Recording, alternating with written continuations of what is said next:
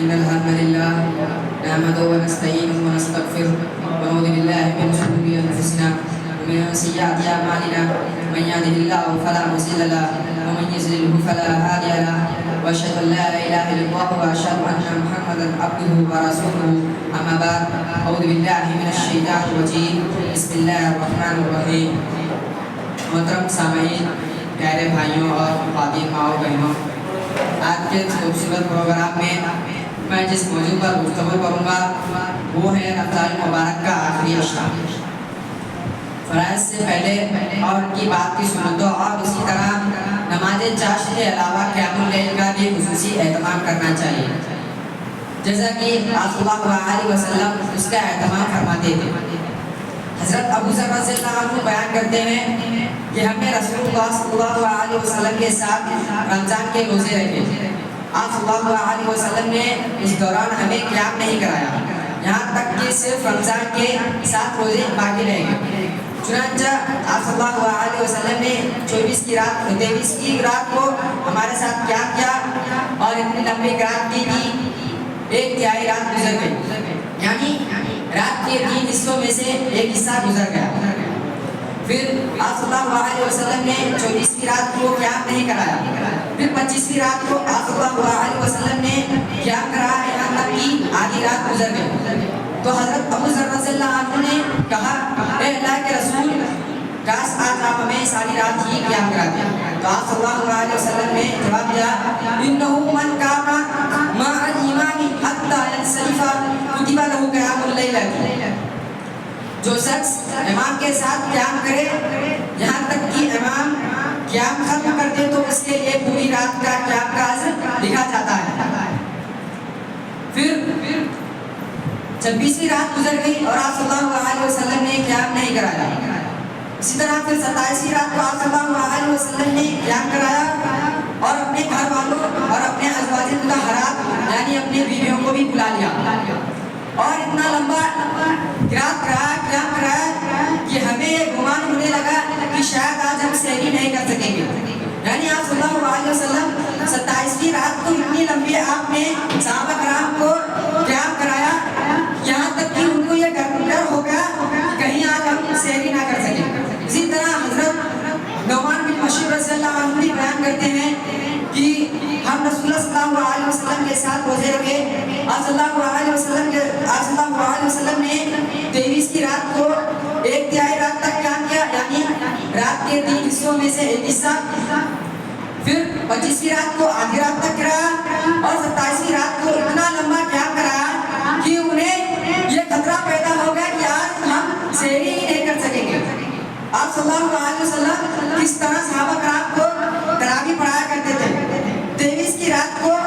ایک تہائی رات تک یعنی رات کے 3 حصوں میں سے ایک حصہ پڑھایا کرتے تھے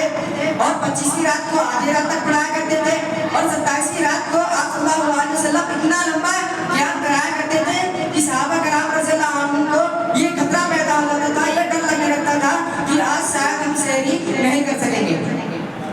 واضح ہے کہ قیام اللیل کوئی الگ نماز نہیں بلکہ نماز تراویح بھی قیام اللیل ہی ہے اس لیے خصوصاً آخری عشرہ میں نماز تراویح لمبی پڑھنی چاہیے جیسا کہ آپ صلی اللہ علیہ وسلم نے صحابہ کرام رضی اللہ عنہ کو 23 کی رات کو ایک تہائی رات تک قیام کرایا پھر 25 کی رات کو آدھی رات تک کرایا اور 27 کی رات کو اتنا لمبا قیام کرایا اسی طرح ہمیں بھی پڑھنی چاہیے قرآن و حدیث میں قیام اللیل کی بڑی فضیلت بیان کی گئی اللہ تعالیٰ متقین کی شفاعت ذکر کرتے ہوئے فرماتا ہے کانوا قلیلا من اللیل ما یہجعون وبالاسحار هم یستغفرون وہ رات کو کم سویا کرتے تھے اور سحری کے وقت مغفرت مانگا کرتے تھے اسی طرح اس کا فرمان ہے تتجافى جنوبهم عن المضاجع يدعون ربهم خوفا وطمعا ومما رزقناهم ينفقون فلا تعلم نفس ما أخفي لهم من قرة أعين جزاء بما كانوا يعملون ان کے پہلو بستروں سے الگ رہتے تھے وہ اپنے رب کو خوف اور امید کے ساتھ پکارتے تھے اور ہم نے انہیں جو رزق دیا ہے اس سے وہ خرچ کرتے تھے بس کوئی نہیں جانتا کہ ان کی آنکھوں کی ٹھنڈک کے لیے کیا چیزیں ان کے لیے چھپا کر رکھی گئی ہیں یہ ان کاموں کا بدلہ ہوگا جو وہ کیا کرتے تھے حضرت عبداللہ بن وہ کہتے ہیں کہ آپ صلی اللہ علیہ وسلم جب مدینہ منورہ میں تشریف لائے تو میں نے آپ سے سب سے پہلے جو حدیث سنی وہ یہی تھی، یا ایھا الناس افشوا السلام واقیموا الطعام وصلوا الارحام وصلوا باللیل والناس نیام تدخلوا الجنۃ بسلام۔ آپ صلی اللہ علیہ وسلم نے کہا، اے لوگوں سلام کو پھیلاؤ، کھانا کھلاؤ، صلہ رحمی کرو اور رات کو اس وقت نماز پڑھا کرو جب لوگ سوئے ہوئے ہو، یعنی اس وقت نماز پڑھا کرو جب آدمی جو لوگ رہتے ہیں رات کے وقت سوئے ہوئے ہوتے ہیں، اس وقت جو رات رہتی ہے سنسان رہتا ہے، اس وقت آپ دعا کیا کرو، نماز پڑھا کرو۔ اسی طرح حضرت ابو مالک الاشعری رضی اللہ عنہ سے بھی روایت ہے،